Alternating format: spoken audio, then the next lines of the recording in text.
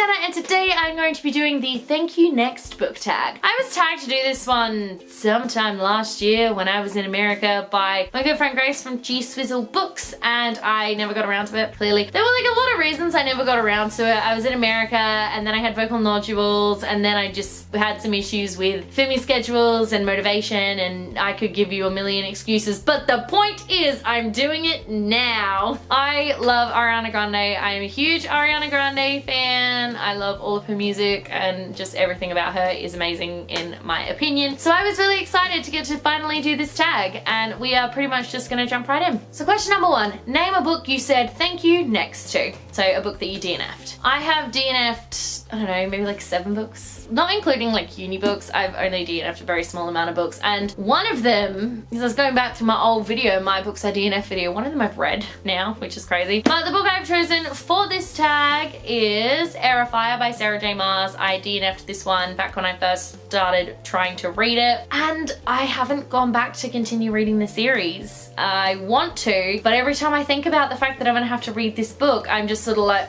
no, thank you, next. I'll think of something else instead. Question number 2, name a book that taught you love. And I go with a super cliche answer for this one and go with Harry Potter and the Philosopher's Stone by J.K. Rowling. While this didn't sort of teach me about romantic love, it is the first sort of big girl novel. You know, it had a lot of chapters and it was relatively thick. Even the original one up in there was, you know, pretty chunky for someone my age to try and read, and it's the first time that I really truly fell in love with reading. So this is the book that taught me love.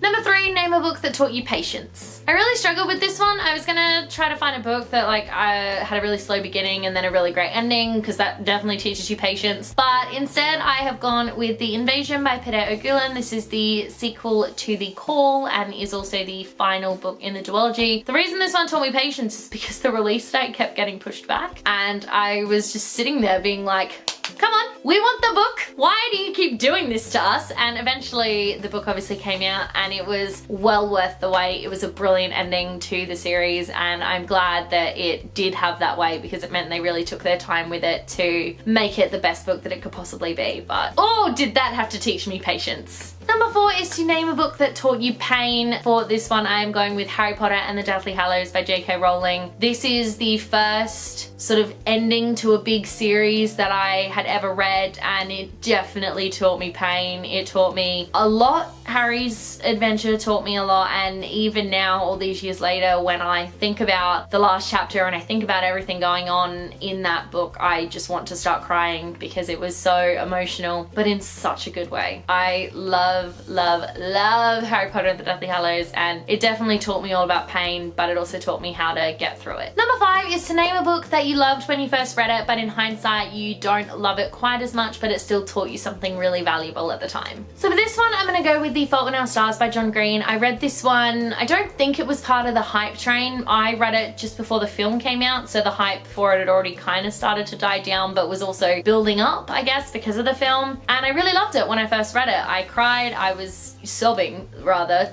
Crying is not quite the right word there. And I really loved it. I thought it was great. I really did. And then a few years ago, I reread it for university, and I realized this book kind of sucks. It's really not that great. It's not well written. It's not executed well. There's a lot about it that I don't like, but it definitely taught me a lot about grief and about relationships, and it taught me a lot when I first read it, and I think I read it at the right time for me. Reading it again later when I was a bit older, it was like, in hindsight, not that great of a book, but it did teach me some really valuable things. So I'm glad that I read it, and I also can't bring myself to get rid of it, even though it's not that good. Number 6 is to name a book you're currently talking to. Don't really understand the question at all. So instead, I'm going to tell you guys a book that I cannot get out of my mind. I think that's probably the best way to go about it. So last year, when I was in America, I went to Book Depository, I went to Barnes & Noble. So I went to Barnes & Noble and I found this book, and I was like, I didn't even know this book existed. How did I not know? And I read it and I fell in love with it, and it was my favorite book from last year. So if you were around at all last year or the early beginning of this year, you'll know exactly what book I'm talking about. That book is The Evolution of Claire by Tess Sharp. This is a Jurassic World novel. It follows Claire Dearing in her college years right before, I think it's 10 years before the events of Jurassic World, and I fell in love with it. I fell in love with everything about it, and the reason why I I've been thinking about it recently. In fact, you know what? I'm probably gonna reread this book very soon because they announced that Sam Neill,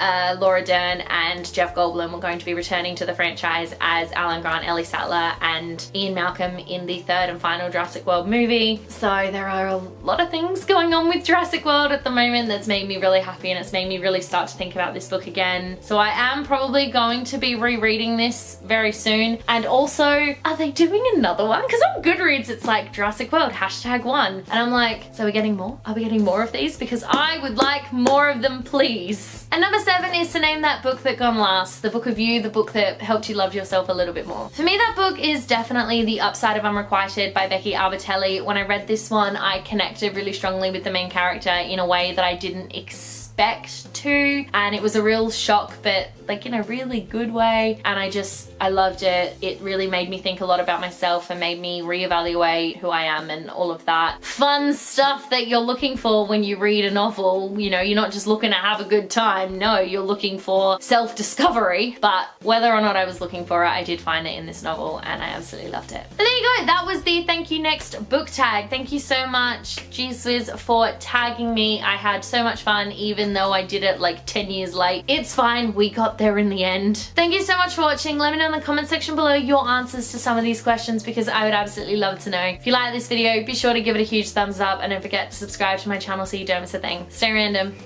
Bye.